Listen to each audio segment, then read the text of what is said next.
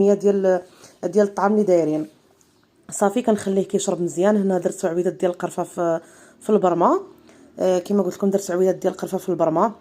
وصافي هنا من بعد ما نشف لي هاد الطعام كنديرو بداك الطراب اليدوي هكا، كنفرقو مزيان هكا باش ما كيتعجليش مع بعضياتو. صافي وغادي نديرو في الكسكاس وغادي نديرو الفور بالنسبه لمده التفور نص ساعه. نص ساعه كافيه. زعما التصفيره ديالو راه غيبين لكم، يبان لكم زعما من تحطوه ان شاء الله غيبان لكم بلا طاب، لان التصفيره الاولى والجوجه درناها في داك ملي كبينا عليه داك الماء سخون. صافي هنا من بعد ما تفور لي داك نص ساعه صافي فركتو مزيان بداك الطراب اليدوي، ودرت الملح ثاني كنولي نخلط مزيان باش هكا الملح يدخل مزيان في الطعام. راه سخون شي شويه بالنسبه للمبتدئات،